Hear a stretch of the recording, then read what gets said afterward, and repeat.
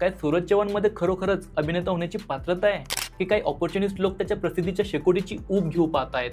एक social media creator ज्याला एके वेळेस ब्रुटली अब्यूज केलं जायचं, नंतर त्याला बिग बॉस मिळाला, लोकांना त्याच्या वैयक्तिक आयुष्याबद्दल कळालं आणि त्यांचा दृष्टिकोन पण बदलला. इथे मला एक कोट म्हणावासा वाटतोय, कुणाचीही वर्तमान स्थिती बघून त्याच्या भविष्याचा अंदाज लावू नका, कारण की वेळ हा खूप शक्तिशाली असतो. तो कुणाचंही नशीब पालटू शकतो. एक रंग राजा होऊ शकतो आणि एक राजा सुद्धा कुणासमोर हात पसरू शकतो. सीझन दरम्यान सूरजची खूप चर्चा झाली, लोकांच्या मनामध्ये त्याच्याबद्दल इमोशन बिल्ड झालं. खूप चांगली गोष्ट आहे, ज्या रिस्पेक्टचा तो हकदार आहे, जो आदर प्रत्येकाला हवा असतो तो त्याला मिळाला. पण वास्तविकता ही आहे, तो क्रिएटर आहे पण अभिनेता नाही. सिनेमाच्या अनाउन्समेंटपासून टीजरपर्यंत एक्साइटमेंट कुठेच वाटत नाहीये. जे तो इंस्टाग्रामवर करतोय तेच दाखवलं जातंय, पण त्यासाठी सिनेमा बनवणं हे कुठल्याच अँगलने स्मार्ट डिसिजन वाटत नाहीये. टीजरच्या सुरुवातीलाच एक सीन आहे ज्यात वर्धापन दिनानिमित्त तो शाळेमध्ये भाषण देत असतो. त्या मुलामुलींना तो खूप चांगल्या प्रकारे मोटिवेट करतोय. बघा तुम्ही पण मोटिवेट व्हाल.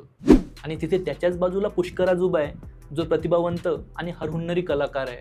तरीसुद्धा छोट्या मोठ्या भूमिकांमधून तो आपल्याला दिसत असतो आणि एकीकडे ज्याच्या चेहऱ्यावर एक सुद्धा एक्सप्रेशन नाही, तो लीड प्ले करतोय. इमॅजिन करा, पुणे सुपरस्टार दीपक कलाल यांना घेऊन जर का बॉलिवूडमध्ये कुणी सिनेमा बनवला असता तर? असं कुठलं प्रोडक्शन हाऊस आहे ज्याच्याकडे पैसा जास्त झाला आहे? आपल्याकडे चांगले कलाकार असून सुद्धा असं काय बघणं हे अनपेक्षित आहे. केदार शिंदेचा मागील सिनेमा होता बाई पण भारी देवा, ज्याने इतिहास रचला.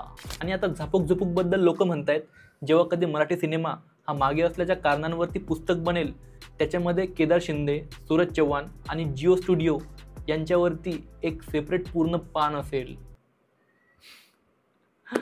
वाव. प्रेक्षकांच्या मनात एक्साइटमेंट क्रिएट होईल असं टीजरमध्ये काहीच नाही आहे. अर्ध्याहून जास्त वेळेस तर त्याच्या रील्सचं कंपायलेशन दाखवलं जातं. हा फरक मात्र एवढा आहे की इथे 16:9 रेशोमध्ये आहे. मध्येच त्याचा एक डायलॉग आहे ज्यामध्ये तो काय बोलतो काहीच कळत नाही. असं वाटतं तोतला सेटला तो इनडायरेक्टली कॉम्पिटिशन देतोय. आणि शेवटी एक इमोशनल डायलॉग ज्याचं व्हिज्युअल हे कौतुक करण्यासारखं आहे. पण एक चांगला सीन पूर्ण सिनेमाला जस्टिफाय नाही करू शकत. आपल्या इथे असे इनलॉजिकल कॉन्टेंट बनतात, त्याच्यामुळेच आपल्याला मोठं बजेट मिळत नाही आणि मोठं बॅनर आपल्याला बॅक करत नाही आणि कुणी आलाच तर त्या संधीचं सोनं करता येत नाही. आता लोकांना कारण हवं असतं की मी थिएटरमध्ये सिनेमा बघायला का बरं जाऊ, जे पर्सनली मला इथे जाणवत नाही. काही जण म्हणतात सपोर्ट करा, मराठी माणसाला मागे ओढू नका, पण हे सिनेनिर्माते पूर्ण इंडस्ट्रीला मागे खेचतायत. त्याचं काय? जर कथेत दम असेल, दिग्दर्शकाकडे कलाकारांकडून चांगलं काम काढून घेण्याची क्षमता असेल आणि ती मेहनत पडद्यावर दिसत असेल, तर त्याचं चीज मात्र नक्की होतं. तळ्याचं परफेक्ट एक्झाम्पल आहे, ज्याचे सर्व ॲक्टर हे फर्स्ट टायमर होते. डायरेक्टरचा डायरेक्शनल डेब्यू होता, पण आउटपुट बघा त्यांचं, आउटस्टँडिंग. अनफॉर्च्युनेटली त्यांना खूप कमी स्क्रीन मिळाले.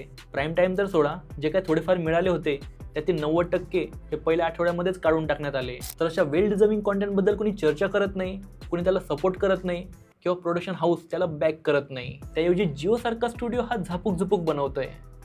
वेल, याबद्दल तुमचं काय मत आहे हे मला कमेंट करून नक्की सांगा. इथपर्यंत आला आहातच तर सबस्क्राईब करून टाका.